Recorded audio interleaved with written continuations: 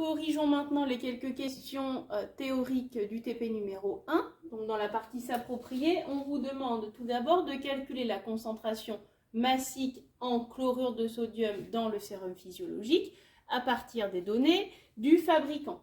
Donc, pour calculer cette concentration massique, vous allez utiliser la formule qui vous est donnée dans le TP dans le document 1. La concentration massique, donc c'est le titre massique en NaCl. Donc ici, 0,9%, attention, c'est un pourcentage, fois la masse volumique de l'eau, fois la densité de la solution. Donc ici, la solution, c'est le sérum physiologique. C'est la densité de l'eau, puisque c'est l'eau, notre solvant. Donc, si je fais le calcul, la concentration massique, le titre massique, 0,9%. Donc attention, vous n'oubliez pas le pourcentage, 0,9 sur 100, fois la masse volumique de l'eau, 1,00 fois 10 exposant 3 fois la densité du sérum physiologique, 1,0. Vous faites ce calcul et vous trouvez que la concentration massique en sérum physiologique, c'est 9 grammes par litre. Donc nous allons tenter de vérifier si cette valeur est juste à l'aide du dosage par étalonnage. Je vous demande par la suite, dans la question 2, pourquoi on ne peut pas utiliser directement le sérum physiologique pour mesurer sa conductivité.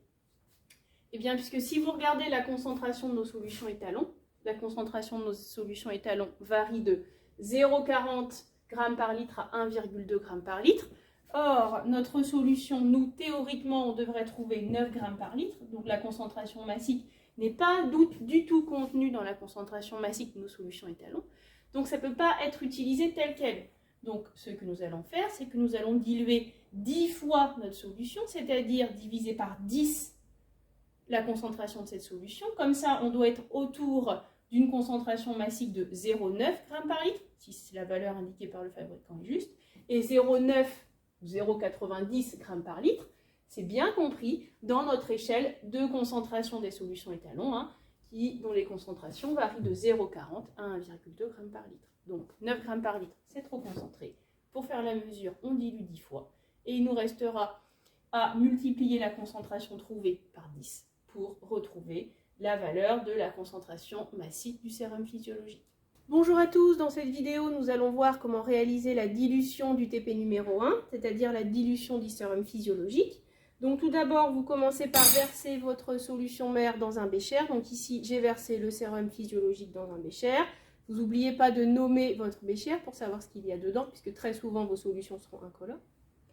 Dans le TP, on vous demande de faire une dilution au dixième, c'est-à-dire de diviser par 10 la concentration du sérum physiologique. Vous disposez d'une fiole de 50 ml, donc vous allez prélever 5 ml de sérum physiologique pour diviser sa concentration par 10. Volume de la fiole 50, dilution par 10, 50 divisé par 10, 5 ml. Si vous aviez eu à votre disposition une fiole jaugée de 100 ml, vous auriez prélevé 10 ml de sérum physiologique. Donc pour faire le prélèvement, vous allez utiliser une pipette jaugée. La première chose à faire sur la pipette jaugée, c'est regarder son nombre de traits. Donc toutes les pipettes jaugées ont un trait en haut. Donc vous faites monter le liquide jusqu'en haut. Et certaines ont également un trait en bas, ou pas. Donc si vous avez une pipette jaugée à 2 traits, vous allez faire monter le liquide jusqu'en haut et vous allez verser ce liquide dans la fiole jusqu'au trait de jauge en bas. Le reste sera à jeter à la poubelle. Si vous avez une pipette jaugée de 1 trait, ce qui est souvent le cas dans nos TP ici au lycée, vous faites monter bien sûr le liquide jusqu'en haut, le bas du ménis sur le trait de jauge du haut, et vous versez l'intégralité dans la fiole. Il faudra juste faire attention en finissant de bien mettre le bout de la pipette contre le verre de la fiole, mais je vous le montrerai lorsque l'on fera. Donc pour réaliser cette dilution, j'ai besoin de ma pipette jaugée qui a été rincée avec la solution à utiliser, d'une propipette ou poire à pipeter. Donc la première chose à faire pour la propipette, vous chassez l'air. Donc si vous avez un petit A ici, vous appuyez, vous chassez l'air. Si vous n'avez pas de A, vous appuyez directement. Ensuite, on dépose la propipette sur la pipette sans appuyer pour pouvoir l'enlever très facilement. Sinon vous avez un risque de casser la pipette quand vous voulez ôter la propipette et au pire vous ouvrir la main avec la pipette cassée. Et je viens prélever ma solution de sérum physiologique. Je suis debout j'ai le trait de jauge devant les yeux et je penche mon bécher pour être sûr de ne pas prélever de l'air. Et j'appuie ici sur le bouton S pour faire arriver le liquide jusqu'au trait de jauge du haut.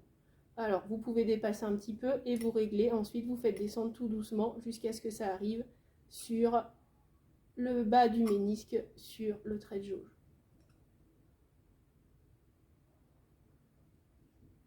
Voilà, j'ai le bas du ménisque sur le trait de jauge. Je vais maintenant verser dans ma fiole jaugée.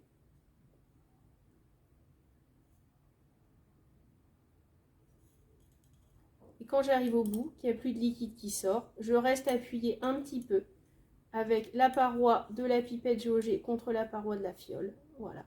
Et là, les dernières gouttes sont tombées. Ce qui reste dans la pipette jaugée n'est pas compté dans les 5 ml. Donc, vous n'avez pas moins de liquide dans la fiole jaugée, hein, vous avez bien 5 ml. Donc ensuite, vous prenez l'habitude de retirer la propipette et de rincer directement à l'eau distillée votre pipette jaugée. C'est une habitude à prendre. Et vous placez ensuite votre pipette jaugée à l'horizontale contre le rebord de la table pour pas qu'elle ne casse. Maintenant, je n'ai plus qu'à remplir la fiole jaugée avec de l'eau distillée. Donc j'arrive au moment critique où j'ai presque le bas du ménisque sur le trait de jauge. Donc afin de ne pas dépasser le trait de jauge avec le bas du ménisque, je ne vais pas continuer à remplir directement avec la piscette. Je vais verser un peu d'eau distillée dans un petit bécher.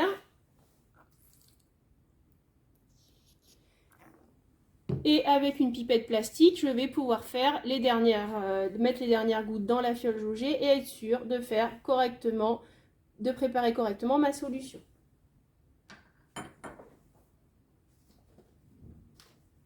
Donc voilà ma pipette plastique, je prélève un petit peu d'eau distillée dans le petit bécher propre.